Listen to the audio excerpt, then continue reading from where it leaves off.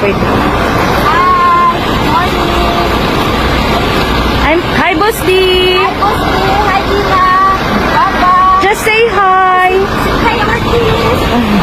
Hi, Bebe. Hey, Ma'am Bea. Good morning. So, Ay, si Kulki. ay, si Ma'am Odi. Ikaw galing. Ano si Odi? Ma'am Odi. Ma'am Odi. Good morning. Can I picture Ma'am Odi? Hi, Ma'am Odi. Hi, Nunag.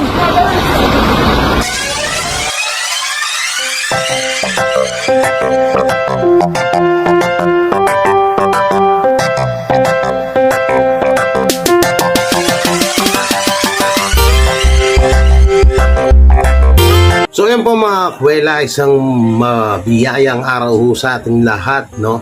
At mega love shoutout dyan sa lahat ng Team Biyaya at sa mga kakwela na ating mga viewers. I love you all. Alright. At ang pag-uusapan ho natin ngayon ay yung mga volleyball player na nang isnabo hindi naman sin sa kanilang mga supporter. At isa nga ho dito sa mga player na to ay walang ibang ang isa sa mga sikat na mga volleyball player na si Boss D kung tawagin, no. Hindi ko ano yung full name niya, pero para sa akin na ang talagang kilala siya ay si Boss D, no, kung tawagin. Isa sa mga volleyball player na hindi naman sin sa kanilang mga supporter. So unang-una, maling-mali yun. Maling-mali para sa akin yun. Kasi nga, yung effort ba? Yung effort, parang hindi pinahalagahan, no? Yung effort ng mga supporter na ilang oras nag-aabang, kahit na alam naman natin, lahat naman tayo dito sa mundo, dito sa mundo natin na nabubuhay ng mga tao, ay napaka-busy din natin, no? Pero, 'di ba? Napaka-bless or napakaswerte mong tao na paglalaanan ka ng oras ng mga supporter mo. At ang tanging hinihingi lang nila sa inyo ng mga bilang iniidolo nila ay yung makakaway man lang at makapagpa-picture or sabihin na natin autograph sa inyo, di ba? Pero bakit ganun? Bakit ganun? So dito, pwede rin naman na sabihin natin na pagod sila. May mga nangyari after nung video na yan, o baka may mga tampuhan na naganap, hindi natin alam. Pero isipin pa rin natin na hindi naman dapat na ganyan lang yung pang-i-snub nyo sa mga supporter nyo. Kasi paalala, tayong mga, lalo alam ko to si Boss D, dahil famous nga to dito sa social media, no? Bukod sa pagiging magaling yung volleyball player at sa ganda niyang yan, talagang maraming humahanga sa kanya. Ngayon, talagang nababash sila ng gusto kasi nga alam naman natin dito sa social media, kapag isa kang sikat, marami talagang gagawa ng content sa'yo, lalo't ganito yung ginawa mo. At isa na ako dun. Ito kasi nga napakaswerte niyo, no? Alam niyo bakit? Jackpot nyo kasi may mga supporter kayo na kayang maghintay ng ilang oras para lang makita at makapagpa-picture man lang sa inyo, kahit man lang sanang mahay nyo sila. Or sino ba yung magsabi ka na, ay po, sensya na, hindi kami makapagpa-picture sa inyo kasi busy nga kami or pagod kami. Napakadali lang hong sabihin nun. Pero yung inasta nga nitong mga volleyball player na to, parang, alam mo yun, ni tumingin man lang, hindi nila nagawa. At yung sino ba yung pinakamalaki sa kanila na nang tinatanong ng supporter kung pwede bang magpa-picture pero umiling. Doon naman, yun nga, sinasabi ko kanina, baka nga pagod o baka may mga nangyari bago sila makarating doon sa place na yon, sa lugar na yon. Hindi rin natin din sila masisisi, no? Pero sana naman, pwede nyo naman kausapin ang mga supporter niya na ganito nga, hindi nga kayo makapagpa-picture, hindi kayo pwedeng makipaghalubilo muna sa kanila ngayon, gawa ng pagod nga kayo. Dahil unang-una, no, mga sikat kayo, napapanood kayo kung saan television, no, kung saan na social media platform, kilalang kilala kayo. Kaya natural na aabangan kayo ng mga supporter nyo, at sana din naman pahalagahan nyo rin sila. Dahil kung wala yung mga supporter natin, wala din tayo dito sa social media. Jackpot nga kayo pinaglalaanan kayo ng oras ng mga supporter nyo. Ako kaya, kailan? Sino ba yung ano, na mag-high ka or alam mo yung kahit kaplastikan lang ng ngiti, yung ganon, yung ngiting aso lang ba? No, napakadali lang nun eh. No, kung halimbawa pagod ka, taas mo lang yung kamay mo kahit man lang tumingin ka sa kanila. May pang My Day man lang, pang TikTok man lang yung mga supporter mo, no? Partida, hindi pa kayo mga malakong TV kasikat niyan. Eh kung paano pag mga malakong TV na yung kasikat, eh di baka ultimong pisngi at ilong nyo hindi na makita, ha? Baka sobrang saradong-sarado na yan. At doon naman sa mga solid supporter nitong mga to, hindi nyo masisisi yung mga vlogger na magbigay ng kanilang opinion at reaction about dito sa nangyari na to, na pangi-snub na sa mga supporter nila, no? Hindi nyo masisisi yung mga vlogger, lalo na ako kung ito yung opinion ko sa kanila.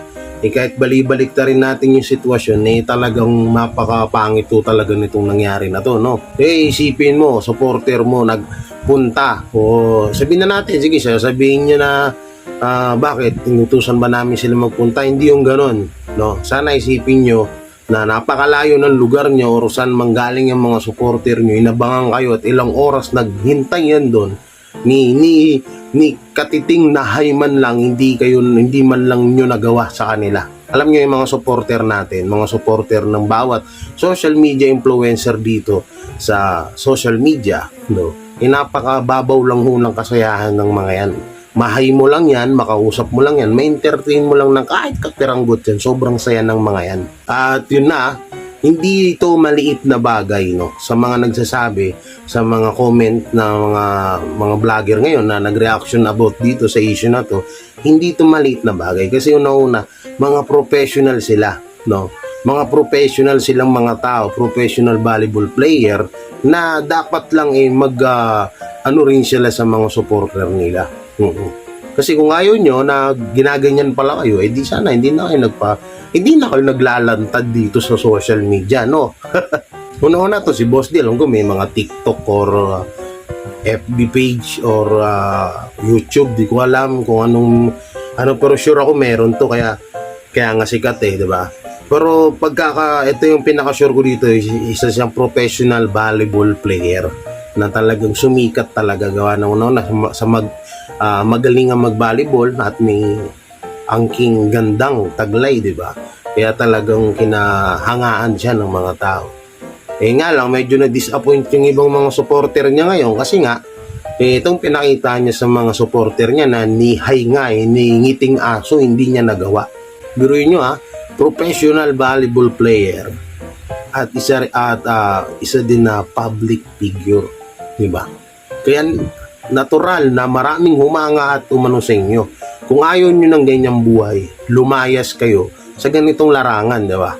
sorry sa word na yun, pero para kasi sa akin, nakakalungkot lang talagang isipin na may mga ganitong mga tao, no? Hindi ko alam, hindi ko naman sinasabi na natatabunan na sa sobrang kasikatan. Dahil hindi naman sila totaling 100% pa na sikat, no? Kilala lang sila, kilala lang. Iba yung sikat sa kilala. Ang sikat yan, kung TV, Timpayaman, yan talagang mga big timer na sikat na walang ka-issue-issue. Kung gusto niyo ng public or private, bublol pa ako. Kung gusto niyo ng private place, no, huwag kayong maging tigilan niyo yung mga ginagawa niyo yan. Kasi sige, sabi na natin, no, volleyball player, professional volleyball player kayo. Maraming nanonood sa inyo. Maraming nanonood sa telebisyon, sa mismong pinaglalaruan nyo. Kaya sikat na sikat kayo. Kung ayaw nyo ng may mga ganyan, sana hindi kayo, di ba?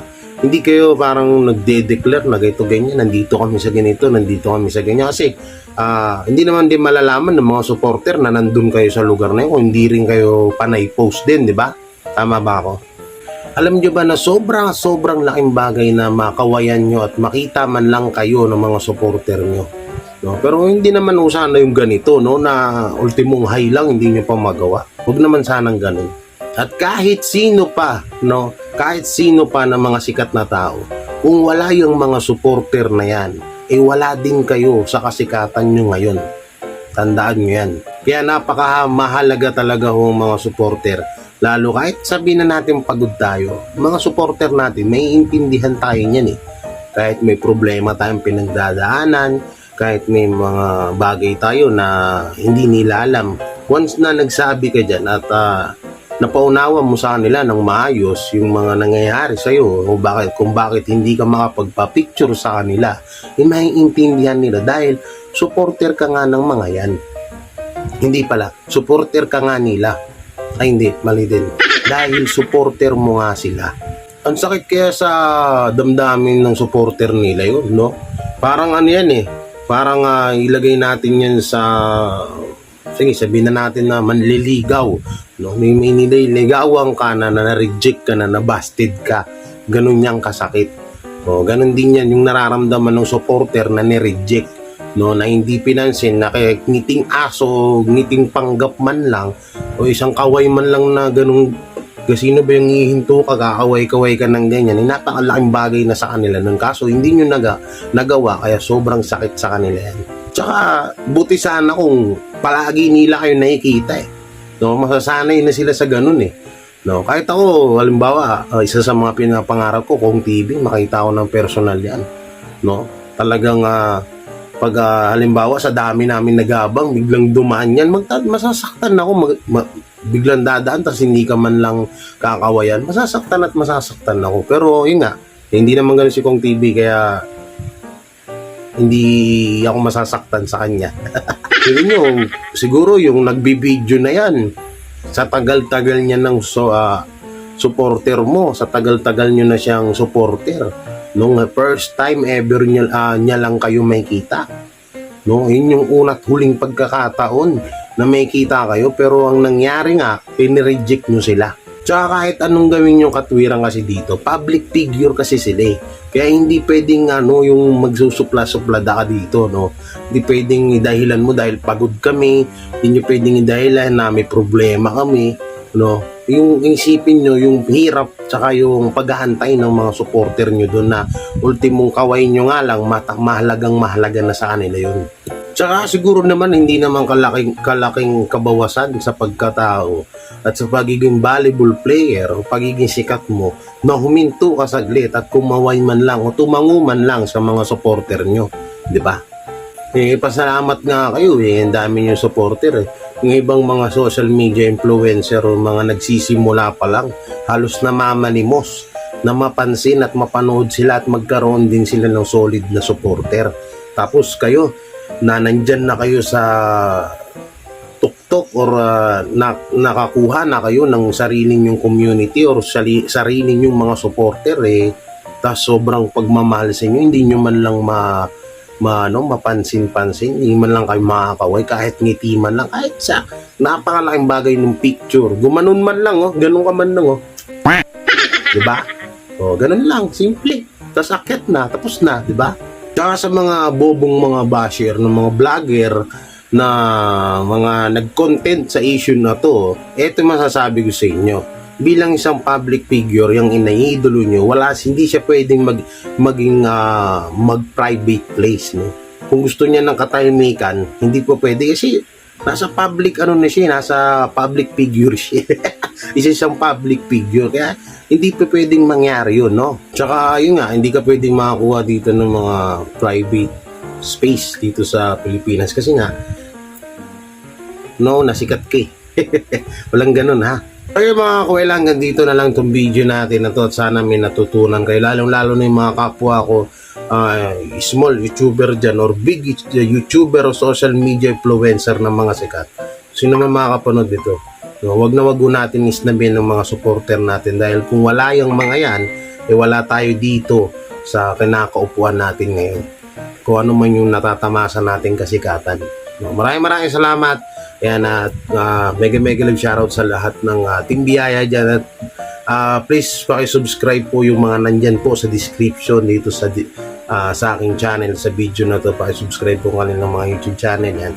Maraming salamat at ingat kayo palagi and God bless. Bye-bye.